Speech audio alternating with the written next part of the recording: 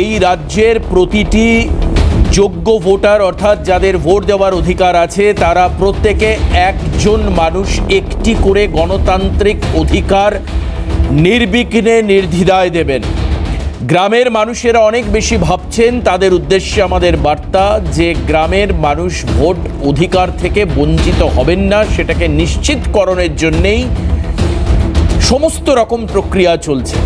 এটা ব্যক্তিগতভাবে অনেকের প্রশ্ন আছে, তবে কি এবার ভোট দেওয়া যাবে না? যাবে, এবং তার প্রক্রিয়া চলছে। আজকের এই অনুষ্ঠানে বিভিন্ন রাজনৈতিক দলের ব্যক্তিরা তাদের দলীয় অবস্থান স্পষ্ট করবেন SIR নিয়ে, এবং যে লেটেস্ট আপডেট সেগুলোকে আলোচনা করবেন। প্রত্যেকটি অনুষ্ঠান আপনার কাছে একটা গুরুত্বপূর্ণ মেসেজ হতে পারে হল্লাবোলের। আই রিপিট এগেইন, গ্রামের দিকের মানুষ, শহরতলির মানুষ, মফস্বলের মানুষের কাছে মেসেজ হতে পারে। তার কারণ একটাই, কারণ SIR নিয়ে এখনো পর্যন্ত সাধারণ মানুষের মনে অনেক প্রশ্ন। SIR কি, কেন হচ্ছে, কি জন্য হচ্ছে, কাদের নাম থাকবে, কাদের নাম বাদ যাবে। সেই কারণের জন্যই হল্লাবোলের প্রতিটা এপিসোড আপনাদের কাছে গুরুত্বপূর্ণ মেসেজ হতে পারে, বার্তা হতে পারে, ইনফরমেশন হতে পারে। তথ্য সম্বলিত এই অনুষ্ঠান আপনারা ইউটিউবে শুধু দেখবেন না, টিভিতে শুধু দেখবেন না, ইউটিউব থেকে আপনারা এই অনুষ্ঠান শেয়ার করবেন। আবারও বলছি, প্রত্যেকের কাছে জানানোর দায়িত্ব এবং কর্তব্য গণতান্ত্রিক দেশে আপনাদের প্রত্যেকের। আসুন আজকে যে সমস্ত বিষয় নিয়ে একেবারে তুঙ্গে তর্জা আলোচনায় রাখবো। গতকাল আপনাদের মনে আছে অভিষেক বন্দ্যোপাধ্যায় বলেছিলেন যে লোকসভা ডিসলভ করে দিতে হবে। এরপর 24 ঘন্টা পরেও তিনি তার অবস্থানে অনড় থাকলেন। আমি দ্রুত দেখাবো আজ কোন কোন বিষয় নিয়ে আমরা আলোচনায় থাকছি। আসুন দেখি। একই রকমভাবে অনড় অভিষেক বন্দ্যোপাধ্যায়, ERO, এবং আমরা যাব আসল যে বিষয়তে আমরা যাব। তো যাই হোক, আজকের যেটা অভিষেক বন্দ্যোপাধ্যায়ের যে বক্তব্য, সেখানে কিন্তু আজকে অনুরাগ ঠাকুর সম্পূর্ণভাবে পাল্টা দিচ্ছেন। কি পাল্টা দিলেন তিনি? একেবারে তথ্যসহ বেশ কিছু তথ্যের কথা উল্লেখ করলেন তিনি, এবং তথ্যসহ বললেন যে লোকসভার নির্বাচনে যে প্রচুর গরমিল হয়েছে, অর্থাৎ বা ভোটার তালিকায় রয়েছে, সেইখানে দাঁড়িয়ে কিন্তু ত্রুটি বিচ্যুতি রয়েছে প্রচুর। তো সেখান থেকে দাঁড়িয়ে আমরা আলোচনায় আসব একাধিক জায়গা, যেখানে আজকে আরেকটি বিষয় গুরুত্বপূর্ণ, যেটা হচ্ছে ECI অফিসে মনোজ পান্ত রাজ্যের মুখ্য সচিব তিনিও গিয়েছিলেন। দ্রুত আপনাদেরকে দেখাবো যে গতকাল যে বিষয় নিয়ে আজকে আরও বেশি লিঙ্গার্ড হচ্ছে ইস্যু, যে কোনটা, সেটা হচ্ছে লোকসভা ডিসলভ করে দেওয়া সমস্ত সাংসদদের পদত্যাগের দাবি। অভিষেক বন্দ্যোপাধ্যায় গতকাল কি বলেছিলেন দ্রুত দেখাবো আপনাদের। এই ভোটার লিস্টের বেসিসে নির্বাচন করে, আমি আমার কথাও বলছি, বিজেপি শুরু করুক না, আমরা সবাই ডিজাইন করব, কোনো অসুবিধা নেই। লোকসভা ডিসলভ করে দেওয়া হোক, লোকসভা ডিসলভ করে সারা দেশে SIR হোক, তারপর ফ্রেশ ইলেকশন হোক, কেউ তো বারণ করেনি। আপনারা সততার কথা বলেন, গণতন্ত্রের কথা বলেন, আপনারা ভারতবর্ষের উজ্জ্বল ভবিষ্যতের কথা বলেন, তো বিজেপির নেতাদের বলবো বা NDA শরিক যারা আছে তাদেরকে বলবো আপনারা শুরু করুন। যত জনপ্রতিনিধি আছে বা বিরোধী রাজনৈতিক দল, কংগ্রেস, এদিকে DMK বা সমাজবাদী পার্টি, সবাই ডিজাইন করবে, পুরো লোকসভা ডিসলভ করে দিক। আপনাদের এরপর দেখাবো আজ এক্স হ্যান্ডেলে একই কথা পোস্ট করেছেন অভিষেক বন্দ্যোপাধ্যায়। কি লিখেছেন তিনি দেখাই। একেবারে দেখতে পাচ্ছেন এক্স হ্যান্ডেলেও একই পোস্ট, অর্থাৎ গতকাল তার যে বক্তব্য, লোকসভাকে ডিসলভ করে দেওয়া, সাংসদদের পদত্যাগের দাবি তুলেছেন, এবং তিনি নিজেও বলছেন আমিও পদত্যাগ করতে রাজি রয়েছি, এ বিষয়ে কোনো সন্দেহ নেই। তৃণমূলের যে সমস্ত সাংসদরা রয়েছেন তারাও পদত্যাগ করবেন, অর্থাৎ আবার ফ্রেশ ইলেকশন চাইছেন ভোটার তালিকা রেকটিফিকেশনের পরে, ঠিক করে নেওয়ার পরে। আর এই বিষয়ে আজকে বিজেপি সাংসদ অনুরাগ ঠাকুর তিনি মুখ খুলেছেন। সরাসরি টার্গেট পয়েন্টে অভিষেক বন্দ্যোপাধ্যায় লোকসভা কেন্দ্র ডায়মন্ড হারবার। এই এক্স হ্যান্ডেল পোস্ট থেকে আমরা বেরিয়ে এসে দেখাবো অনুরাগ ঠাকুর आज की बोलेছেন। के जगह पे और डायमंड हार्बर में देखिए काम कैसे है, तब पता चल रहा है कौन नाम है क्या पृष्ठभूमि है। 111 वोट आईडी एक ही घर पे 66 नंबर पोलिंग बूथ पे हाउस नंबर 97 में बने। कितने वोट बने, हाउस नंबर 26 में कितने बने, ये फाल्टा विधानसभा और बिश्नपुर विधानसभा का आता है। और 225 बूथ पे 43,947 वोट मिक्स हाउस होल्ड में जाके बना दिए। और मास एडिशन जो हुई है, थोक में जो वोट बना है वो 56,564। ये सारे लोगों के नाम आपके यहाँ पर आ गए। तो मैं आपसे सिर्फ इतना पूछना चाहता हूँ कि आप आखिरकार ऐसा क्यों कर रहे हो। अभिषेक जी ये घुसपैठी वोट बैंक के बारे में जवाब देंगे? क्या वो अपना इस्तीफा देंगे, डायमंड हार्बर से इस्तीफा देंगे? मेरा सवाल केवल उनसे इतना ही है। পরিচয় করি দেব যারা আজকে আমাদের এই অনুষ্ঠানে যাদের কথা শোনবার জন্য আপনারা অপেক্ষা করে রয়েছেন। আমি স্বাগত জানাবো, আমাদের সঙ্গে স্টুডিওতে রয়েছেন বিজেপি নেতা সজল ঘোষ। স্বাগত জানাই সজলদাকে। সজলদার একেবারে পাশে উত্তর দক্ষিণ মেরু অবস্থান প্রদীপ্ত মুখার্জি, তৃণমূল কংগ্রেস মুখপাত্র আমাদের সঙ্গে রয়েছেন। সঙ্গে গৌরব রয়েছেন আমাদের সঙ্গে, সিপিএম মুখপাত্র, সিপিএম নেতা বাম মুখপাত্র। সঙ্গে কেতন জয়সওয়াল জাতীয় কংগ্রেস মুখপাত্র আমাদের সঙ্গে রয়েছেন। শুরু করব প্রদীপ্তদাকে দিয়ে। প্রদীপ্তদা, প্রশ্ন হচ্ছে এখানে ডায়মন্ড হারবার লোকসভাকে স্যাম্পল হিসাবে তুলে ধরা হলো অভিষেক বন্দ্যোপাধ্যায়ের গতকালের বক্তব্যের পর। আপনি দেখলে চমকে যাবেন। একটি অভিযোগ করছেন আজকে অনুরাগ ঠাকুর, সেখানে তিনি বলছেন একটা বাড়িতে 111টি ভোটার আইডি, একটা বাড়িতে গত লোকসভা নির্বাচনের যে তালিকা সেই অনুযায়ী উনি বলছেন উল্লেখ করে দুটি জায়গার কথা, ফলতা এবং বিষ্ণুপুর, প্রচুর ভুয়ো ভোটার কার্ড উল্লেখ করছেন। 26 নম্বর বাড়ি, 96 নম্বর বাড়ি, এই সমস্ত বাড়িগুলো এক একটা বাড়িতে একাধিক ভোটার। তার উনি উল্লেখ করে বলছেন যে এটাই হচ্ছে অনুপ্রবেশকারীদের আখড়া এবং এটাই হচ্ছে মানে ফলস ভোটারের উৎপত্তি স্থল। বাহ, দারুণভাবে বলেছেন। তাহলে প্রমাণ হয়ে যাচ্ছে যে এ যাবৎকাল আমরা যে ঘুষপেটিয়া নিয়ে আমাদের যে বিভিন্ন কেন্দ্রীয় সরকারের এজেন্সি যারা বর্ডার গার্ড করছে তাদের ব্যর্থতা নিয়ে বলেছি, সেটা খানিকটা উনি সত্যি বলে মানছেন কিনা আমার জানা নেই। আবার ওনার যে স্বরাষ্ট্র প্রতিমন্ত্রী, যিনি স্বরাষ্ট্রমন্ত্রীর তথ্য আবার পার্লামেন্টে তুলে ধরেন, নিত্যানন্দ রায়, তিনি যখন আসাম আজকে তো আর ভারতব্যাপী আলোচনা হবে না, কারণ বাংলার বিজেপি তো উত্তর করেনি, কেন্দ্রের বিজেপি উত্তর করেছে, ফলে আজকে ভারতের বাইরে মানে ভারতের থেকে পশ্চিমবঙ্গ থেকে একটু ভারতের দিকে যাওয়া যেতে পারে। আজকে আর বাংলা শুধু করা যাবে না। সেইখানে দাঁড়িয়ে থেকে নিত্যানন্দ রায়ের যে জবাবগুলো পার্লামেন্টে তিনি দিয়েছেন ওই রিগার্ডিং বর্ডার ম্যানেজমেন্ট, সেক্ষেত্রে বর্ডার ডেভেলপমেন্ট প্রোগ্রামের টাকা বর্ডারের জন্য কত খরচা হলো সেইগুলোও নিশ্চয়ই উনি খুব ভালোভাবে বিচার করেছেন। কিন্তু সবথেকে মজার ব্যাপার হলো যে অভিষেক ব্যানার্জি কি পদত্যাগ করবেন, মানে পুরো ইন্টারভিউটাও শোনেননি অভিষেক ব্যানার্জির। কোনো আবার অভিষেক ব্যানার্জি যে টুইটটা করেছে সেটাও বোধহয় দেখেননি। অভিষেক ব্যানার্জি তো নিজেকে প্রথমে ধরে নিয়েই বলেছে, ভাই দরকার পড়লে আপনি শুরু করুন, আমি ছেড়ে দেবো, কারণ এসআইআর নিয়ে তো আপনারা চিন্তিত। আমি দায়িত্ব নিয়ে বলছি যে বাগদায় আজকের দিনে যখন দাঁড়িয়ে আপনি সিএএ কাট করছেন, চেষ্টা করছেন, বাগদায় আজকের দিনেও দাঁড়িয়ে সিএএ ক্যাম্প করছেন, এবং যে বা যারা ক্যাম্পে সহযোগিতা করছে তেমন দুজন বিধায়ক, যা নিয়ে 2023 সালেও বলেছিলাম, শুভেন্দুদা সেটাকে রিটুইট করেছিল আমার সেই ভিডিওটাকে। আমার এত বড় সাহস যে আমি একজন মতুয়া যিনি এমএলএ, যিনি কীর্তনিয়া সাহেব, তার বিরুদ্ধে বলছি যে সে নাকি ইল্লিগালি এসছে। আজকে মতুয়া মহাসংঘ সেই অভিযোগ করছে যে সে ইল্লিগালি এসছে। আমার কথার প্রমাণ পাওয়া যাচ্ছে 2002 সালে সেই স্বপন মজুমদারের নাম নেই এসআইআরে, সেই সময়ের এসআইআরে, এবং তারপরে সেই বাংলাদেশের তরফ থেকে কিছু বিবৃতি আমাদের চোখের সামনে আসছে, সেখানেও একই রকম কথা বলে দেওয়া হচ্ছে। যে নিশীথ পারামানিক একসময় স্বরাষ্ট্র প্রতিমন্ত্রী ছিলেন, তার বাবা আজও বাংলাদেশে কিছু দেয় কি দেয় না সেই নিয়ে বিতর্ক এসে গেছে। আমাদের বক্তব্য হচ্ছে কে ঘুষপেটিয়া না। যখন ভোট হয়ে গেল তখন তো বিজেপির নেতারা কেউ অভিযোগ পর্যন্ত করলেন না যে ওখানে ভোট হয়েছে, অন্যায়ভাবে ভোট হয়েছে। একটা অভিযোগপত্র যেটা ইসিআই মান্যতা দিয়েছে। আজকে তো আপনার কাছে ইসিআই সব থেকে ভালো, কারণ ইসিআই 65 লক্ষ লোকের নাম বাদ দিয়েছে ভারতব্যাপী, বিহারব্যাপী, এবং আপনারা বলছেন ইসিআই ঠিক করেছে। তাহলে সেই ইসিআই তো ডায়মন্ড হারবারের ভোট নিয়ে একটা কোনো বাজে কথা বলেনি।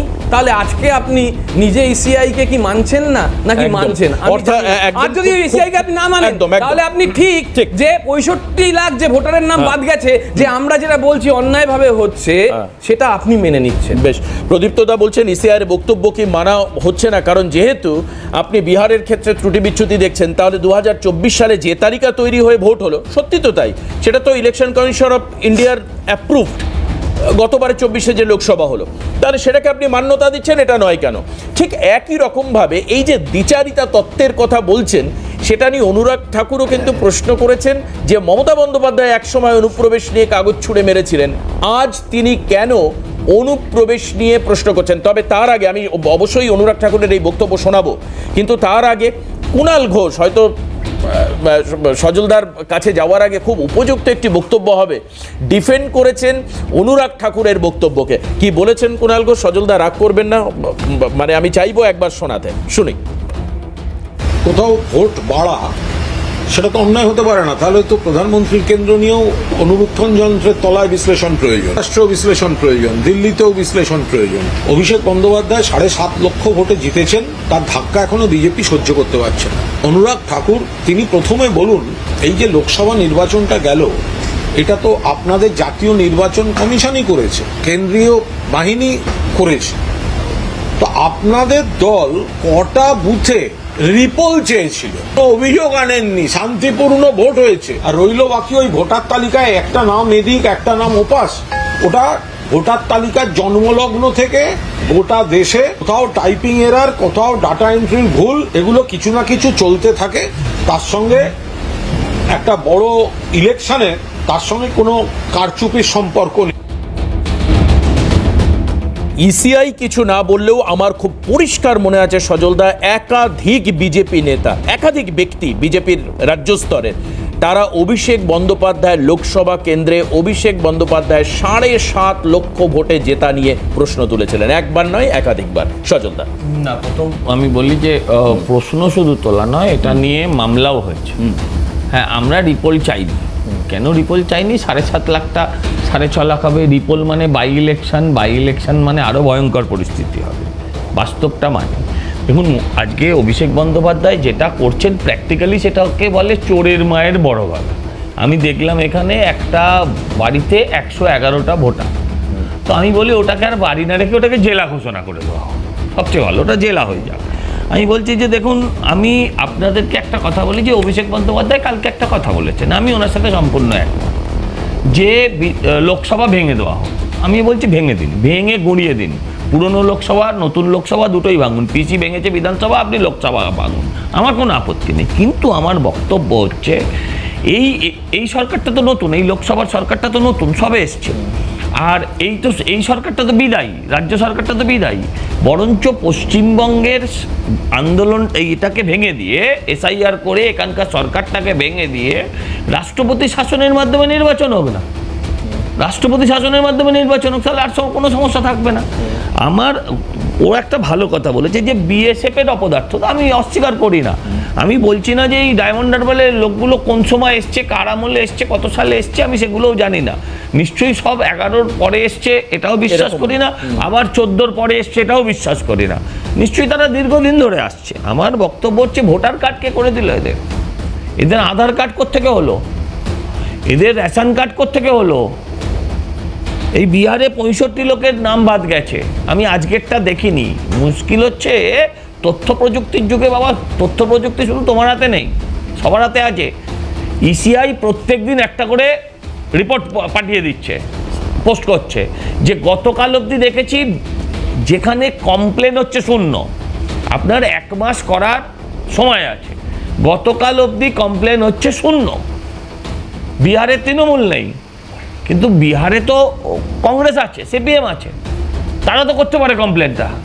তাদের বিএলএ সংখ্যাও দিয়ে দিয়েছে, কতজন বিএলএ আছে। সিপিএম এর বিএলএ বোধহয় 800 কতজন, কংগ্রেসের নিশ্চয়ই আরো বেশি হবে। তো আমার বক্তব্য হচ্ছে যে তারা একটা কমপ্লেনও লঞ্চ করতে পারলো না কেন? আমি বলছি এরা দিল্লিতে একসাথে আন্দোলন করছে, কংগ্রেস, সিপিএম, তৃণমূল সবাই একসাথে আন্দোলন করছে, যে আন্দোলনটা ওরা পশ্চিমবঙ্গে করছে না কেন? আলাদা ভাবে শুভঙ্কর সরকারকে কালকে রাজ্য পুলিশ তুলে নিয়ে ওটুকুলো সব আলাদা করছে।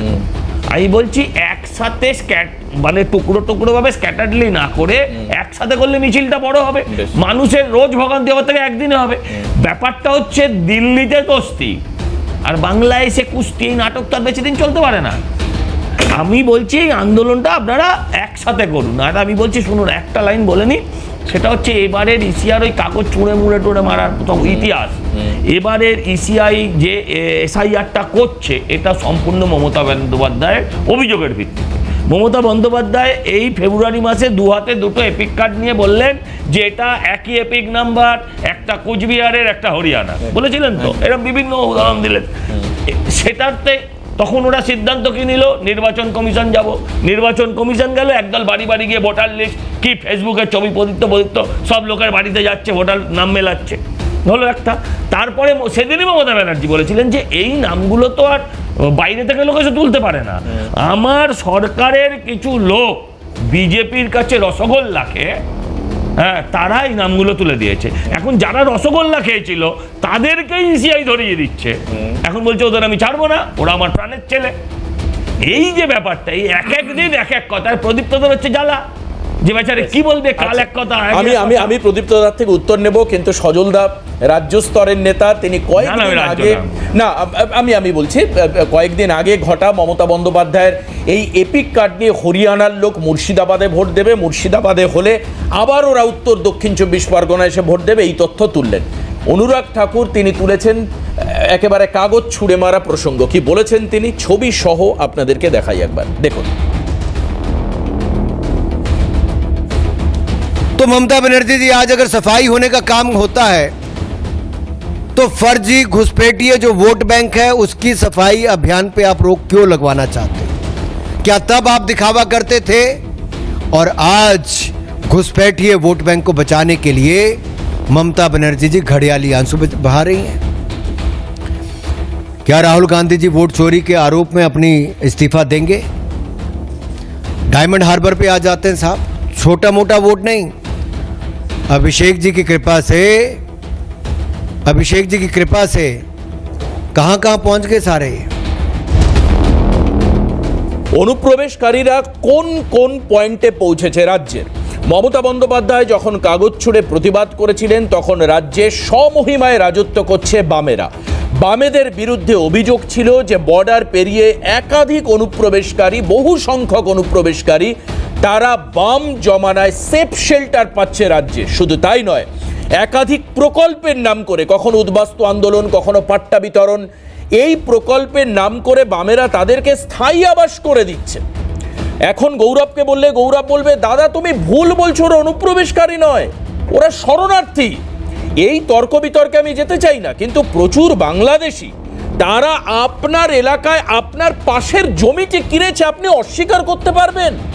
আপনি জমির দাম দিয়েছিলেন 5 লাখ টাকা কাঠা, বাংলাদেশের মানুষটা 8 লাখ টাকা কাঠায় জমিটা কিনেছে, আপনি অস্বীকার করতে পারবেন? যারা টিভির উল্টো দিকে বসে আছেন পারবেন, আপনার এলাকা। আমি রাজনৈতিক তর্ক বিতর্কে যাচ্ছি না। তাহলে কিভাবে এই অনুপ্রবেশকারীরা ঢুকলো? ডেফিনেটলি অ্যাকাউন্টেবিলিটি সজলদার অস্বীকার করতে পারেন না, কারণ বর্ডার সিকিউরিটি ফোর্স স্বরাষ্ট্র দপ্তরের আন্ডারে, তারা কি করছিল? প্রশ্ন আসবে ডিআইকে নিয়ে, রাজ্য নেতৃত্বে ডিস্ট্রিক্ট ইন্টেলিজেন্স তারা কি করছে? রাজ্য পুলিশ তাদের কাছে কেন ইনফরমেশন যাচ্ছে না? সব থেকে বড় প্রশ্ন আসবে আপনার দিকে, কারণ আপনি অতিরিক্ত অঙ্কের টাকায় বাংলাদেশি লোক খোঁজেন, ক্লায়েন্ট, তাকে জমি আর বাড়ি বেচা যাবে, প্রশ্ন আপনার দিকে উঠতে পারে। আমি গৌরবকে এর আগেও প্রশ্ন করেছি, সগৌরবে 2002 সালে এসএসআর হলো, সেই সময় 28 লক্ষের নাম বাদ গেল, তর্কাতর্কি তুমুল বিতর্ক হলো না। গৌরবের কাছে আমার প্রশ্ন, গৌরব এখন বামেদের অবস্থান যদি আমি জানতে চাই, বামেরা এই এসআইআর এর এগেনস্টে, মানে এখানে মোরালি তো তাহলে আপনারা তৃণমূলকেও সাপোর্ট করছেন আর কি, একই সঙ্গে যেহেতু রয়েছেন রাজ্যে, পাশাপাশি এই রাজ্যে একই সাথে রয়েছে না, রাজ্যে মানে আমি বলছি যে যেহেতু আপনার জোটে একই সঙ্গে রয়েছেন, হ্যাঁ, মানে যেহেতু আপনি পাশাপাশি বসে আর কি। আমার কথা হচ্ছে এই যে মোরাল সাপোর্টটা করা, এই মোরাল সাপোর্টের ক্ষেত্রে বামেদের অ্যাডভান্টেজটা কোথায়? যদি একটা ফ্রেশ ভোটার লিস্ট সামনে আসে, প্রথম কথা হচ্ছে আমাদের পার্টি প্রত্যেকবারই এই ভোটার লিস্ট নিয়ে যখন বিভিন্ন বুথ কেন্দ্রে ইলেকশন কমিশনের পক্ষ থেকে বিএলওরা যারা বসেন, যে নতুন ভোটার যারা মরে গেছেন সেই ভোটারদের নাম বাদ দেওয়া, এই নিয়ে যখন প্রত্যেকবারই এই সেপ্টেম্বর অক্টোবর মাস জুড়ে যখন ইলেকশন কমিশনের পক্ষ থেকে এই ভোটার লিস্ট স্যানিটাইজ করবার জন্য ক্যাম্প হয়, তখন আমরা প্রত্যেকবারই এই ইলেকশন কমিশনের কাছে আমাদের পার্টির পক্ষ থেকে একটা লিস্ট হিসেবে জমা দিই অঞ্চল ভিত্তিক, যে এই ভোটাররা এখানে থাকেন না, এই ভোটাররা মারা গেছেন, এই ভোটাররা ভোগাস। কিন্তু আমরা প্রত্যেকবারই দেখেছি যে মৃত মানুষের ক্ষেত্রে ঠিক কিছু হয়তো হয়েছে, কিন্তু এই ভোগাস ভোটারের ক্ষেত্রে কিছুতেই কিছু হচ্ছে যে করা যাচ্ছে না। কিন্তু আমাদের যেটা বলবার বিষয় যে ভোটার লিস্ট স্যানিটাইজ করবার ক্ষেত্রে, ভোটার লিস্ট সঠিক সংশোধন করবার ক্ষেত্রে কোনো আপত্তি নেই, কিন্তু প্রশ্নটা হচ্ছে এই ভোটার লিস্ট সংশোধনের মধ্য দিয়ে কোনো মানুষকে ধর্মীয়ভাবে চিহ্নিত করা, কোনো মানুষকে ভাষাভিত্তিকভাবে চিহ্নিত করা, কোনো মানুষকে অযথা দাগিয়ে দেওয়া যে ইনি অনুপ্রবেশকারী, কোনো গরিব মানুষ ধরুন এখান থেকে কাজ করতে গেছেন অন্য রাজ্যে বা অন্য জায়গায়, সেই মানুষের নামটাকে অযথা বাদ দিয়ে দেওয়া। ধরুন আমার বাবা, আমার দাদু, আমি এখানকার ভোটার কিনা, আমাকে আমার বাবার সার্টিফিকেট, দাদুর সার্টিফিকেট, তার স্কুল সার্টিফিকেট এনে হচ্ছে যে প্রমাণ করতে হবে। আসলে আমাদের দেশের এখন সরকার চাইছে যে দেশের নাগরিক যারা, তারা প্রমাণ করুক হচ্ছে যে তারা দেশের নাগরিক। সরকার এতগুলো কার্ড করলো, ভোটার কার্ড, আধার কার্ড, পাসপোর্ট, অমুক কার্ড, তমুক কার্ড, ভারত জুড়ে ডিজিটালাইজেশন মোদি একেবারে বড় বড় করে বললেন। কিন্তু প্রশ্ন হচ্ছে তাহলে এই যে ইলেকশন কমিশন বারবার বলছে যে গতকালও যে কোর্টে যে হিয়ারিং হয়েছে সেখানে ইলেকশন কমিশনের পক্ষ থেকে বলা হয়েছে যে আধার কার্ডটা বা আর যে ডকুমেন্ট সেগুলো হচ্ছে নাগরিকত্ব প্রমাণ নয়। কিন্তু প্রশ্নটা হচ্ছে না, বামের আজ পর্যন্ত গৌরব, আমি একটা প্রশ্ন করি, ইসিআই থেকে কিছু ম্যান্ডেটরি রুলস দেওয়া হয়েছে, তার তালিকাটা হচ্ছে 10টা তালিকা, 11 এই 11টা মানে কজ যে যার উপরে বেস করে নির্দিষ্ট ভোটারকে নির্দিষ্টকরণ করা হবে। কিন্তু আজ পর্যন্ত বামেরা কোথাও ব্যানারে এই 10টা নাম নিয়ে রাস্তায় একটা মিছিল করেছে মানুষকে জানানোর জন্য? একটা ছবি আমাকে দেখাতে পারলে আমি প্রোগ্রাম ছেড়ে চলে যাবো। এবার আমি আপনাকে আচ্ছা গৌরব, আমি তোমার থেকে উত্তর নেব, কিন্তু এই মুহূর্তের বড় খবর আপনাদেরকে জানিয়ে রাখি, একজন বাইক আরোহীর মৃত্যুকে কেন্দ্র করে একেবারে উত্তপ্ত সল্টলেক চত্বর। দ্রুত চলে যাব সেই ছবিতে আমরা দেখাচ্ছি, গাড়ির ধাক্কা একজন ডেলিভারি বয়কে, এরপর রেলিংয়ে প্যান্ট আটকে যায়, আগুনে পুড়ে মৃত্যু হয় ডেলিভারি বয়ের। সরাসরি চলে যাব, প্রীতিশ বন্দ্যোপাধ্যায় আমাদের প্রতিনিধি আমাদের সঙ্গে রয়েছেন। প্রীতিশ, পুরো এলাকা ঘুরে দেখাও, এখন এই মুহূর্তে উত্তপ্ত পরিস্থিতির কথা আমরা জানতে পারছি, কি ছবি ধরা পড়ছে?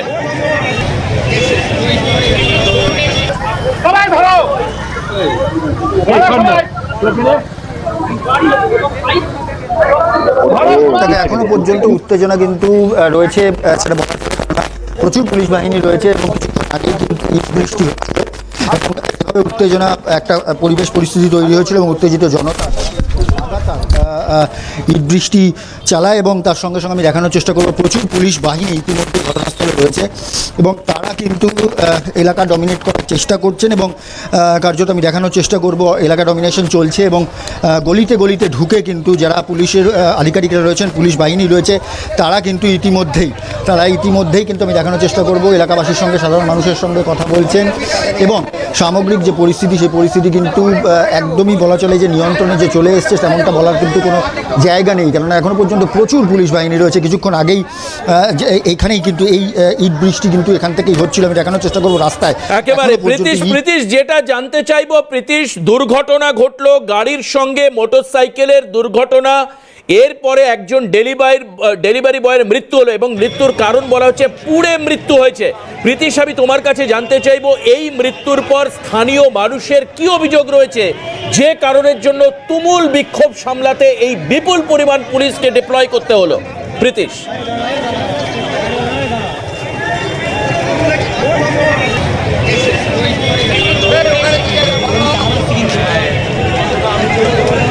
দেখানোর চেষ্টা করছিলাম কিছুক্ষণ আগে, যেটা বলার চেষ্টা করছিলাম, এই রাস্তা হয়েই কিন্তু সরাসরি একদম ভিআইপির দিকে, কেষ্টপুর ব্রিজ হয়ে সরাসরি এই রাস্তাটি কিন্তু ভিআইপি রোডের দিকে যাচ্ছে এবং দেখো আমি দেখানোর চেষ্টা করছি যারা জনতা যারা কিন্তু ছিলেন তাদেরকে কিন্তু ছত্রভঙ্গ করার চেষ্টা ইতিমধ্যেই পুলিশের তরফ থেকে করা হচ্ছে এবং এখনও পর্যন্ত প্রচুর পুলিশ বাহিনী রয়েছে এলাকায়। পুলিশের তরফ থেকে কিন্তু এলাকা ডমিনেশন করার চেষ্টা চলছে, প্রচুর পরিমাণে লাঠিধারী পুলিশ এবং র্যাফের যারা পুলিশ আধিকারিকরা রয়েছেন তারাও কিন্তু কিছুক্ষণ আগে তারা কিন্তু এখানে কার্যত রোটেশন ওয়াইজ তারা কিন্তু বিভিন্ন এলাকা এলাকা ভিত্তিকভাবে যে এলাকা ডমিনেশন করা সেটা কিন্তু তারা চালাচ্ছিলেন, এবং যে সমস্ত এলাকাবাসীরা এখনও পর্যন্ত যত্রতত্র জমায়েত করে রেখেছেন তাদেরকে কিন্তু সরিয়ে দেওয়ার যে চেষ্টা সেটা কিন্তু পুলিশের তরফ থেকে করা হচ্ছে।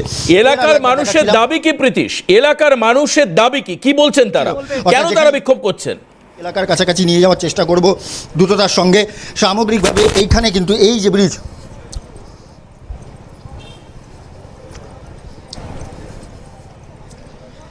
একদমই কথা বলার চেষ্টা করব, এবং যেখানে তোমাকে আমি দেখাচ্ছিলাম ঠিক এই ব্রিজের কাছ থেকেই কিন্তু কার্যত লাগাতার ইট বৃষ্টি চলছিল, এবং এই যে এলাকা দেখো, আমি পুলিশ বাহিনী যে পুলিশ যে এখনও পর্যন্ত উপস্থিত রয়েছে, দেখো প্রচুর পরিমাণে পুলিশ বাহিনী কিন্তু এখনও পর্যন্ত এলাকায় রয়েছে, এবং এই ব্রিজের কাছেই কিন্তু এখান থেকেই কিন্তু কার্যত লাগাতার যে ইট বৃষ্টি সেটা কিন্তু চলছিল। পুলিশের উচ্চপদস্থ যারা আধিকারিকরা রয়েছেন তারাও কিন্তু উপস্থিত রয়েছেন, এবং এলাকার যারা বিভিন্ন যেখানে জমায়েত ছিল সেখানে আমি দেখানোর চেষ্টা করছি এই যে ভেতর থেকে এখানে যারা আমরা দেখতে পাচ্ছি সেই ছবি, একেবারে ভেতরে সাধারণ মানুষ। তুমি চেষ্টা করো আরো বিস্তারিত জানতে, কারণ সাধারণ মানুষের কি অভিযোগ রয়েছে, কিসের ভিত্তিতে তারা বিক্ষোভ দেখাচ্ছেন, কেন তাদের ইট বৃষ্টি করতে হচ্ছে, এই জায়গাটাকে অবশ্যই জানবার চেষ্টা করো। পরবর্তীতে তোমার কাছে আবার যাবো। এই মুহূর্তে আমরা প্যানেলে আবার ফিরে আসবো। আল্লাহ বল অনুষ্ঠানে আপনারা ছিলেন। এসআইআর নিয়ে একেবারে উত্তপ্ত আলোচনা হচ্ছিল। গৌরব বলছিলেন আমি একটা ছোট্ট বিরতি নেব, বিরতির পর ফিরে এসে কেতন জয়সওয়াল আমাদের সঙ্গে রয়েছেন, জাতীয় কংগ্রেস মুখপাত্র। কেতনের কাছে জানতে চাইবো যে বিহারের তালিকা নিয়ে কেন কংগ্রেস কোনো রকমের কথা বলছে না। বিহারের যে এসআইআর হলো সেই ক্ষেত্রে কংগ্রেসের, আমি কালকেই সন্দীপার সঙ্গে কথা বলছিলাম, খুব সম্ভবত 1700-র ওপরে বিএলএ ছিলেন যারা কংগ্রেসের প্রতিনিধি হিসাবে এই ভোট যে এসআইআর প্রক্রিয়া তাতে অংশগ্রহণ করেছিলেন। আমি কেতনের থেকে অফিসিয়াল হয়তো নাম্বারটা আরও বেশি কংক্রিটলি পেতে পারবো, পারফেক্ট প্রিসাইজ নাম্বারটা পেতে পারবো, কিন্তু এখনও পর্যন্ত কেতন কোনো অভিযোগ তারা কি জানিয়েছেন? দ্বিতীয়ত আমার প্রশ্ন, তোমরা বারবার করে একটা কথা কেতন বলছো, সেটা হচ্ছে দিল্লির ভোটে মারাত্মক ভোটার সংখ্যাধিক্য মহারাষ্ট্রে, তোমরা কোর্টে গেছো, তার ফলাফল কি এসছে? তোমরা ইভিএম নিয়ে অভিযোগ করেছিলে, তোমাদের সামনে ইভিএমের একটা পরীক্ষা হয়েছে, 6টি রাজনৈতিক দলকে বসিয়ে তার পরীক্ষা হয়েছে, সেখানে দেখা গেছে যে ইভিএম ও ত্রুটিমুক্ত ওই সমস্ত বিধানসভাগুলোর ক্ষেত্রে। এখন কি অভিযোগ, বা তোমাদের সেই স্ট্যান্ড পয়েন্ট থেকে সরে আসছো না কেন? শুধুমাত্র রাজনৈতিক বাহিনীর নাকি অন্য কোনো কারণ আছে? না, ব্যাপারটা হচ্ছে যে এসআইআর নিয়ে যে আলোচনাটা হচ্ছে, স্পেশাল ইন্টেন্সিভ রিভিশন, মানে যদি বাংলাতে বলেন নিবিড়, নিবিড়তা আছে কোথাও ওটা বলুন তো? 15-16 দিনের মাথায় একটা রাজ্য, বিহারের মতো রাজ্য যেখানে 8-9 কোটি মানুষ অ্যাডাল্ট পপুলেশন সেখানকার রয়েছে, মানে তারা সম্ভাব্য ভোটার থাকতে পারে, সেটা 12-13-15 দিনের মধ্যে এটা কি আদৌ সম্ভব? হলেও কি এটা আদৌ স্বচ্ছ হবে? এটা কি নিরপেক্ষভাবে হবে? মানে যেই বিহারে গ্র্যাজুয়েশন 4 বছরের 3 বছরের গ্র্যাজুয়েশন 5 বছর 6 বছর 7 বছর লেগে যায়, সেই জায়গায় 15 দিনের মধ্যে 8-9 কোটির মানুষের আপনি হিসেব নিকেশ করে নেবেন, তাও আবার নিবিড় ইন্টেন্সিভ না। এটা এসআইআর, এটা স্পেশাল ইন্টেন্সিভ রিভিশন না, এটা স্পেশাল তো বটে, কিন্তু এটা ইন্টেনশনাল রিভিশন। ভোটের একদম প্রাতকালে আপনি অন্যান্য স্টেট থেকে শুরু করতে পারতেন, যেখানে ভোট হয়ে গেছে, মহারাষ্ট্রে করতেন, তখন ধরা পড়তো যে 41 লক্ষ ভোট বেড়ে গেছে মাত্র 4 মাসের ব্যবধানে লোকসভা আর বিধানসভায়। তো এবার না, ইসিআই কিন্তু মাঝখানে, কেতন আমি একটা কথা বলে দিই, ইসিআই বলেছেন এভাবে পর্যায়ক্রমে সারা দেশে সমস্ত রাজ্যে এসআইআর হবে। জাস্ট আমি ইলেকশন কমিশনে ভোট বলেছি, ঠিকই তো, মানে হয় আজ নয় কাল। কমিশন কি দেশের নাগরিকত্ব দিতে পারে? না, এটা প্রশ্ন, তো বিচার নয়, এটা তো তাই তো আসছে, তাই তো আসছে। ভোটার তালিকা ভোটার তো আমরা ভোটটা বলা হচ্ছে ভোটার তালিকা সংশোধন, আমি একটা নাগরিকত্বের প্রমাণই নয়। না, প্রশ্নটা হচ্ছে, একটু কেতন বলেন আমি আসছি। প্রশ্নটা হচ্ছে যে যখন দেশে দাবি উঠছিল যে সেন্সাস করতে হবে, জাতিভিত্তিক সেন্সাস করতে, কাস্ট সেন্সাস, সেটা না করে এটা মানে সেন্সাসের করার উদ্দেশ্য কি ছিল? জনগণনাই হয়, মানুষ করবে যাতে, সরকার করবে যাতে সমাজের পিছিয়ে পড়া মানুষ, বঞ্চিত মানুষেরা তাদের অধিকার পাবে। আমরা কি দেখলাম তার ঠিক উল্টোটা, মানে সরকার বললো যে করবো, কিন্তু উল্টোটা কি দেখলাম, যেই এসআইআর নামক এইসব প্রক্রিয়ার মাধ্যমে ওই পিছিয়ে পড়া, ওই বঞ্চিত, ওই গরিব মানুষদের অধিকার দেবে কি? তাদের সমস্ত রকম অধিকার নিয়ে নেবে, ইভেন কি তাদের মানে আইডেন্টিটি ক্রাইসিস হয়ে যাবে। তারা এই দেশের নাগরিক। एक मिनट यार, केतन भाई, केतन भाई, अरे केतन भाई मेरा बात सुनो ना यार। अच्छा चलो बांग्ला में बोलते हैं, नहीं तो अभी फिर से और पीसी गुस्सा हो जाएगा। আমি তোমাকে একটা কথা বলছি, তুমি বিহারের যে সব কেড়ে নিয়েছে, হাতে থালা নিয়ে বসিয়ে দিয়েছে, বাটি নিয়ে বসিয়ে দিয়েছে, মানুষকে করছো। তোমার দলের ওখানকার যারা বিএলএ আছে তারা একটা কমপ্লেন রেজিস্টার করেনি কেন? এক, তোমারা বাদ জায়েজ হ্যাঁ, তুমি ঠিক বলছো, আরে এই সিস্টেমের সম্পর্কে তো তোমাকে উত্তর দেবো পরে। আমি বলছি তুমি ঠিক বলছো যে তোমার জনগণনা দরকার, তোমার ওই দরকার, সেটা তো ডিফারেন্ট ইস্যু। জনগণনার সঙ্গে রেশন কার্ডের যেমন সম্পর্ক নেই, জনগণনার সঙ্গে এসআইআরের কোনো সম্পর্ক নেই। তুমি তোমার আন্দোলনটা করো না, এক। আর দুই, তুমি যে বলছো যে 8 মাসে সম্ভব, 2 মাসে সম্ভব কি করে হবে? যখন সম্পর্ক না, এক মিনিট, আরে ভাই বলতে দাও। আপনি অনুপ্রবেশ নিয়ে চেল্লাচ্ছেন কেন? আরে ভাই তাহলে আপনি অনুপ্রবেশ দেখো নিয়ে চেল্লাচ্ছেন কেন? অদ্ভুত কথাবার্তা। আপনার নেতারা অনুপ্রবেশ আমি তোমাকে ভাই করে বলছি, কিন্তু অথচ ভাই করে বলছি। আমি বলছি, শোনো, আমি তোমায় বুঝিয়ে আমি আপনাকে দাদা বলছি। আমি তোমাকে বুঝিয়ে বলছি, অনুপ্রবেশকারীরাই ভোটার লিস্টে নাম তুলেছে। লাভলি খাতুনের নাম শুনেছো? লাভলি খাতুনের নাম শুনেছো? শুনেছো কিনা বলো? আচ্ছা আচ্ছা, শাহজাহানের নাম শুনেছো? শাহজাহানকে তোমরা এনেছিলে, এখন তৃণমূলের কোলে বসে গেছে। দাঁড়াও বলতে দাও। অনুপ্রবেশকারীরাই ভোটার, এটা কে প্রমাণ করলো যে কে অনুপ্রবেশকারীরাই ভোটার?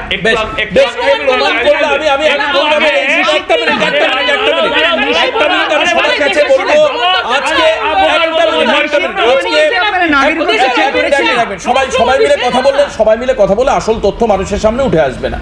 রাজনৈতিক প্রোপাগান্ডার একটা জায়গা। আমি দ্রুত আপনাদেরকে দেখাই, আমি দেখাই এই যে ভুয়ো ভোটাররা নাম তুলেছে। সজলদা এই আমাদের গৌরব প্রশ্ন করছে। আজকে আমি বাগদার একটা খবর একটু নজর রাখতে চাই। বাগদার একটা খবর, আমি লাভলি খাতুন বা ইত্যাদির প্রসঙ্গে আসছি না, প্রদীপ্তদা এটাকে ডিফেন্ড করবেন, কিন্তু আজ বাগদাতে যে তথ্য সামনে এসছে আমি দেখাবো একটুখানি দ্রুত। বাগদায় আসছে যে একজন বাংলাদেশি ব্যক্তির খোঁজ পাওয়া গেছে, যার কি পাওয়া যাচ্ছে সে হচ্ছে এখানকার ভোটার একজন বাংলাদেশি। এই দেখুন, কয়েকদিন আগে আমরা কলকাতার উপকণ্ঠেও পেয়েছিলাম এরকম বাংলাদেশি মানুষ। তিনি নাম ভারিয়েছেন, কাকাকে বাবা বলে পরিচয় দিয়েছেন, মাসিকে বলছেন মা, বউকে মা বলে দিচ্ছেন। তো এই যে জায়গাগুলো, এগুলো তো আছে ভোটার তালিকার মধ্যে, এটাকে তো অস্বীকার করার কোনো জায়গা নেই। অস্বীকার করছি না। আমি রাজকমল দাস,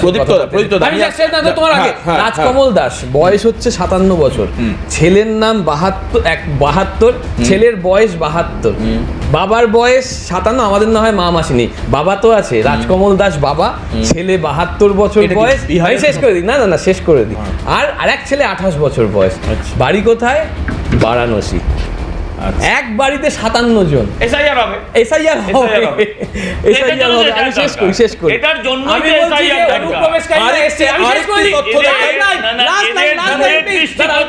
কত পরিষ্কার এরা কাছের দিকটা দেখতে পায়। কাছেরটাই বলছি, এবার দেখতে পায় ডায়মন্ড হারবার। এবার কাছেরটা বলছি, আরো কাছে দাদা। এখান থেকে একটুখানি 1 ঘন্টার জানি নতুন এসি ট্রেনও চালু হয়েছে দাদা। নয়ন বিশ্বাস এসি ট্রেনে আমি নিয়ে যাবো দাদাকে। নয়ন বিশ্বাসের বাড়িতে বিজেপির ভোটার। আবার এক্স্যাক্টলি, শোনো না, এসআইআর গল্প না, শোনো ভয়টা কেন পাচ্ছি। এরকম একটা কার্ড দিয়েছিল, কে কার্ড দিয়েছিল জানো দাদা? জাহাজ প্রতিমন্ত্রী, তার নাম হচ্ছে শান্তনু ঠাকুর। আমাদের ভোটে জিতেছেন তো শান্তনুদা তাকে একটা কার্ড দিয়ে বলেছিল, ভাই আমি তোমাকে মতুয়া কার্ড দিলাম, তুমি আমাদের লোক। ওই কার্ড ছিঁড়ে ফেলে দিয়েছে দাদা পুলিশ। এবং এখানে এসে তুমি এসআইআর এর গল্প দিচ্ছ, আবার অনুপ্রবেশকারী।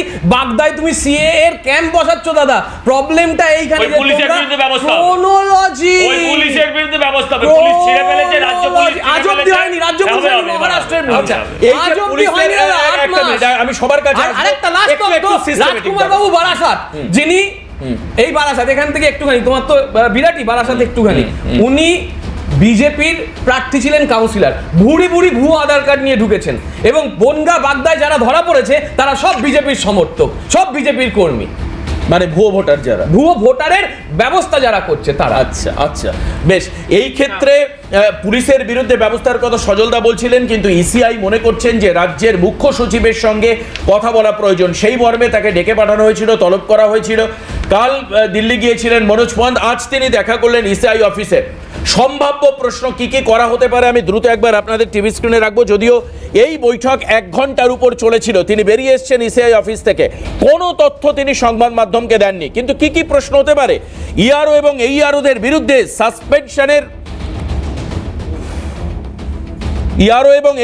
বিরুদ্ধে সাসপেনশন বিষয়ে নেতিবাচক পদক্ষেপ নিয়ে প্রশ্ন। যে কেন রাজ্য সরকার এদের বিরুদ্ধে ব্যবস্থা নেয়নি। জাতীয় নির্বাচন কমিশনের সম্ভাব্য প্রশ্ন রয়েছে, কি কি প্রশ্নগুলো আপনাদেরকে দেখাবো। ইআরও এবং এই ইআরওদের বিরুদ্ধে কি ব্যবস্থা নেওয়া হয়েছে, এক। দ্বিতীয়ত আমরা দেখতে পাচ্ছি কি প্রশ্ন করা হতে পারে, ইতিবাচক পদক্ষেপ না নেওয়ার কারণ কি জিজ্ঞাসা করা হতে পারে, কারণ তাদের বিরুদ্ধে এফআইআর করার নির্দেশ দেওয়া হয়েছিল। নির্বাচন কমিশনের কাছে রাজ্য কর্মচারীদের ব্যবহার নিয়ে কি ভাবনা ভাবছে রাজ্য সরকার, সেটাও জিজ্ঞেস করা হতে পারে মনোজ পান্তকে। নির্বাচন কমিশনের সিদ্ধান্ত কার্যকরের ক্ষেত্রে কোনো প্রশাসনিক বাধা আসছে কি জিজ্ঞাসা করা হতে পারে আজকে মনোজ পান্তকে। পাশাপাশি ইআরও এবং এই ইআরওদের সাসপেনশনের ক্ষেত্রে কোনো রাজনৈতিক বাধা আছে কিনা সেটাও কিন্তু জিজ্ঞাসা করা হতে পারে। এই গুরুত্বপূর্ণ 5টি প্রশ্ন করা হতে পারে। আমি প্রদীপ্ত দাকে দিয়ে শুরু করবো। প্রদীপ্ত দা, আজকে মুখ্য সচিবকে ডেকে পাঠানো হয়েছিল। আগামী দিনে ভোট প্রক্রিয়ার ক্ষেত্রে আমি একদম আপনাকে পরিষ্কার করে দিই, নির্বাচন কমিশনের অফিসকে ঘেরাওয়ের বার্তা আছে আপনাদের পার্টির তরফ থেকে। এসআইআরকে সম্পূর্ণভাবে কোঅপারেশন না নন কোঅপারেটিভ মুভমেন্টে যাওয়ার কথা বলা আছে। বিভিন্ন জায়গায় বিক্ষোভ আন্দোলন করে এসআইআর হতে দেব না, এই স্ট্যান্ড পয়েন্টে আপনারা রয়েছেন। এখানে দাঁড়িয়ে 26-এর ভোটের আগে এসআইআর সম্ভব কিনা, আদতে আমার প্রশ্ন ভোট সম্ভব কিনা। না, ভোট সম্ভব কি সম্ভব না, আমি বলবো বাংলা বিজেপির কথা, যেটা এইমাত্র আমাদের দাদা বলে দিয়েছেন যে কি একটা জারি করে তারপরে ভোট করা, সেটা নিশ্চয়ই ওরা ওদের মতন করবে, সেটা দেখে নেবে যে সংবিধানে সম্ভব কিনা। বাংলা বিজেপির কথা তো আমি তো বললাম, বাংলা বিজেপির কথা তো আজকাল খুব শুনছে না, যা বলছে ওখান থেকে অনুরাগ ঠাকুররা বলছে আর কি, এখন আর বাংলা বিজেপির কথা হচ্ছে না। এবার মুশকিল যেটা হচ্ছে যে একটা সংবিধানের একটা ব্যবস্থা আছে 267 নম্বর ধারায়, সেটা হচ্ছে ইন্টারস্টেট কাউন্সিল।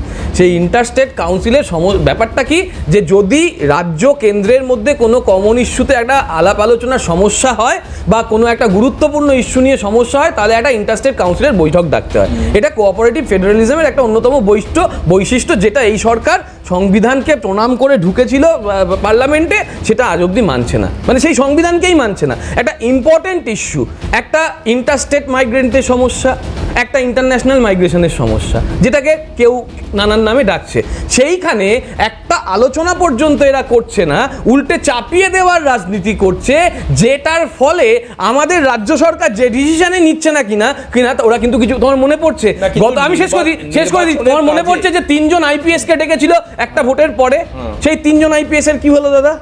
সেই 3 জন আইপিএস কে নিয়ে কেন্দ্র সরকার কি করতে পারলো? এত তো বড় কথা বলছে যে 6 ফুটের লাঠি আছে, তেল দেওয়া লাঠি আছে, শুভেন্দুদা বলেছেন এরকম কথা, অনেক কথা বলেছেন, আইনের কথা বলেছেন, কেন্দ্রের কথা বলেছেন। সেই 3 জন আইপিএস এর কি হলো? বুড়ো আঙুল দেখিয়ে দিল তো তারা তো বুড়ো আঙুল দেখালো, এবং সরকার, কেন্দ্র সরকার আইনের বলে তাদেরকে কিচ্ছুকুটি করতে পারলো না, কারণ তারা বেআইনি ভাবে তাদেরকে ডেকেছিল, ঠিক যেটা আজকের দিনেই হচ্ছে। একেবারে আমি এই মুহূর্তে যেটা জানাবো, আমি সজলদার কাছে যাব। সজলদা, এই মুহূর্তে যেটা জানা যাচ্ছে, বিশেষ সূত্র মারফত আমরা জানতে পাচ্ছি মুখ্য সচিব বলে এসেছেন নির্বাচন কমিশনের কাছে যে আগামী শুক্রবারের মধ্যে ব্যবস্থা নেওয়া হবে। আজকে মুখ্য সচিবকে বলতে হলো যে আগামী শুক্রবারের মধ্যে, অর্থাৎ যে ডিসিশনগুলো পেন্ডিং ছিল, সূত্র বলছে এরকমটাই খবর, আগামী শুক্রবার, অর্থাৎ আজ বুধবার, বৃহস্পতিবার এবং মাঝখানে মাত্র একটা দিন সময় নিয়ে এসছেন। সজলদা কি বলবেন? দেখুন, প্রথম কথা হচ্ছে আপনার সূত্র যদি সত্যি হয় তাহলে এখান থেকে বেরিয়ে প্রদীপ্তকে হিমালয় চলে যেতে হবে, বৈরাগী হয়ে যেতে হবে। যদি যা বললো সব পুরো জামা কাপড় খুলে গেল, একদম ও কি বললো। আচ্ছা, আমি একটা কথা বলছি, মমতাদি কদিন আগে মঞ্চে দাঁড়িয়ে কি বলছিলেন কোন আইনের বলে আমাদের ডেকে পাঠানো হয়, কোন সংবিধান, এই সংবিধান ভীমরাও আম্বেদকর তৈরি করেননি, সব বলছিলেন তো। আমার কথাটা হচ্ছে, ইলেকশন কমিশন তাকে যে চিঠিটা পাঠিয়েছেন, সেই চিঠিটাই কিন্তু পরিষ্কার ধারা, কোন সংবিধান, কোন ধারা, কোন উপধারা মেনটেন করে পাঠিয়ে দিয়েছিলেন।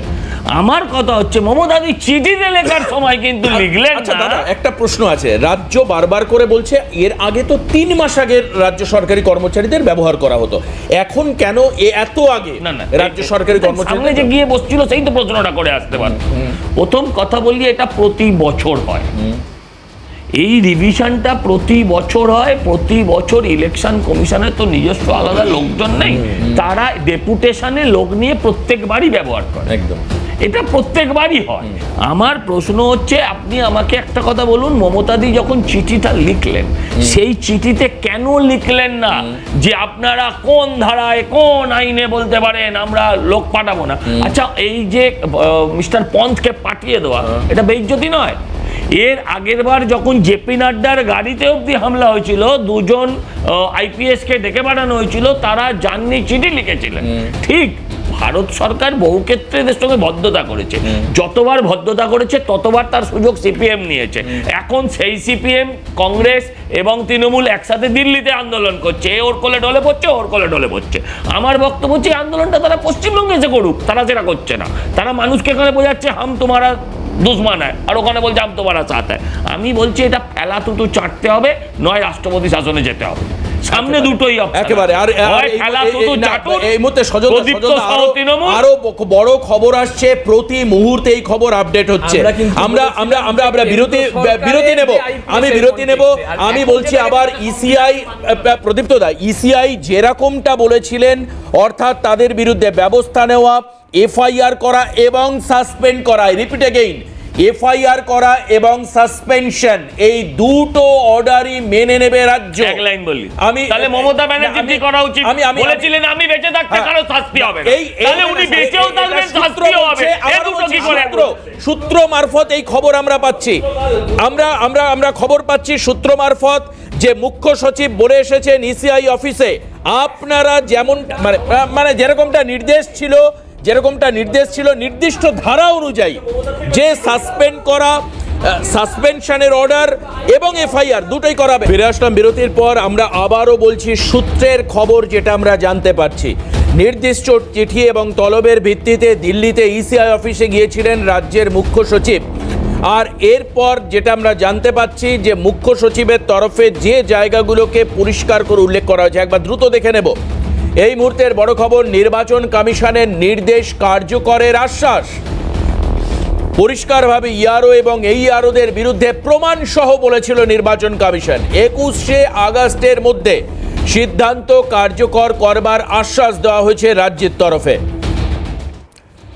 পরবর্তীতে আমরা নজর রাখছি যে বিষয়, সেটা হচ্ছে অভিযুক্তদের সাসপেন্ড এবং এফআইআর, অর্থাৎ এফআইআর লজ করে তদন্ত শুরু করবে রাজ্য। এই ব্যাপারেও স্পষ্ট করা হচ্ছে। সঙ্গে সূত্রের খবর এমনটাই জানিয়েছেন ইসিআইতে রাজ্যের মুখ্য সচিব মনোজ পন্থ। এই খবরের বিস্তারিত দিকে আমাদের নজর থাকবে।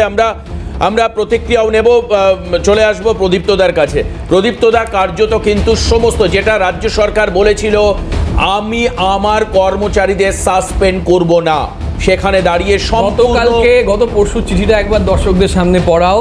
সেখানে রাজ্য পরিষ্কার বলেছে যে দুজনের বিরুদ্ধে ব্যবস্থা আপাতত নেওয়া হচ্ছে, এবং একই সঙ্গে পরিষ্কার বলেছে যে আমরা এনকোয়ারি কমিটি করব। আমরা সংবিধানকে সম্পূর্ণভাবে মান্যতা দিই, কিন্তু আবারও বলছি, দেখে না কি বলছি, নেতাদের বক্তব্য মঞ্চে দাঁড়িয়ে এখনো বলছে, তাহলে তোমরা তো চিঠির ভিত্তিতে এখনো সূত্র মারফত বলছো। আচ্ছা ঠিক আছে, এবার সেই সূত্র দীর্ঘসূত্রিতায় কি হবে আমি জানি না। আমি শেষ করি, তোমার এই একটু বাদে ময়ে পরিণত হয়ে যাক, আমি চাই না। আমি যেটা এক লাইনে বলি, শোনো না, আমার কথা শোনো না। আমি তো একটা কথা, আমার বক্তব্য হচ্ছে যে আমরা সাংবিধানিকভাবে সম্পূর্ণ সহযোগিতার রাস্তাটা কোনোদিন বন্ধ করিনি, কিন্তু আমার যে বক্তব্য, যখন ইম্পর্টেন্ট ইস্যু হয় তখন রাজ্যকে সম্পূর্ণ অন্ধকারে রেখে কেন্দ্র সরকার যেভাবে চাপিয়ে দেয়, সেই অসাংবিধানিকতাটাকে আমাদের চ্যালেঞ্জের জায়গা রয়েছে। একটু দাদা, একটু এই দুজন, তারপরে এনারা বিক্ষুব্ধ হয়ে গেলেন। এখন সূত্রের খবর কি না সেগুলো তো কালকে না গেলে বোঝা যাবে না। প্রশ্ন হচ্ছে যে মমতা, কিন্তু ইলেকশন কমিশন গৌরব বারবার আমাদের হাতে তথ্য প্রমাণ আছে, তথ্য প্রমাণ যেতে হবে, সেটা তোমার মতো আনন্দে ঘুমাবে না। না গৌরব বুঝতে পারলাম না কোশ্চেনটা। আমি বলছি ইসিআই বারবার করে বলছেন যে এই ইআরও এবং এইআরওদের বিরুদ্ধে তথ্য প্রমাণ আছে এবং সংবিধানে। দেবাশিস দা, এর আগে তো মোদি কলকাতায় এবং বিভিন্ন জেলায় এসে তো 1 বছর আগে 1.5 বছর আগে বলে গেছিলেন আমাদের কাছে সমস্ত তথ্য আছে, যা দুর্নীতি এ রাজ্যে হয়েছে সেই দুর্নীতিতে তারা শাস্তি পাবে। আজকের দিন পর্যন্ত কারো শাস্তি হয়েছে কি? সুতরাং এই তথ্য কি আছে, কি আছে, সেগুলো আমরা জানি না। আমি সময় একদম নেই গৌরব, আমি তোমার দ্বিতীয় কথা বলতে গেলে কেতনের প্রথম কথাটা বলা হবে। এক লাইনে লাস্ট।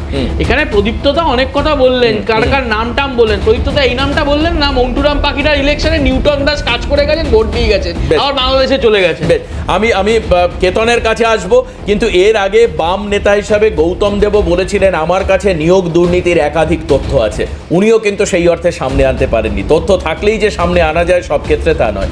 কেতন এই ক্ষেত্রে এটাকে কিভাবে, জাস্ট এক লাইনে কেতন বলবে রাজনৈতিক। রাজ্য সরকার বা মুখ্যমন্ত্রী তো অভয়দান দিয়েই থাকেন যে আপনারা আমলা থেকে নিয়ে একদম ছোট স্তরের কর্মীদের, পুলিশ প্রশাসন সবাই, ইভেন নিজের দলের নেতা কর্মীদেরও, যে আপনারা যা ইচ্ছে তাই করুন, তৃণমূলে যাতে লাভ হয় চুরি করুন, বাটপাড়ি করুন, ভোট লুট করুন, আপনাদের কোনো তার মানে এই ক্ষেত্রে প্রক্রিয়া ম্যানিপুলেট হয়, কিন্তু আবার কেতনদেরকে একই সঙ্গে একই অবস্থানে দাঁড়িয়ে বিরোধিতাও করতে হয়।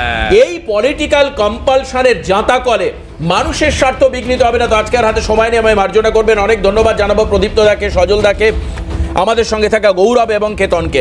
সর্বোপরি ধন্যবাদ আপনাদেরকে। এই অনুষ্ঠান সেভ করে রাখুন, ইউটিউবে শেয়ার করুন, যাতে মানুষ জানতে পারেন যে রাজনৈতিক দলগুলোর এক্স্যাক্ট অবস্থান কোথায় কোথায় রয়েছে, ঠিকই বলছেন তারা।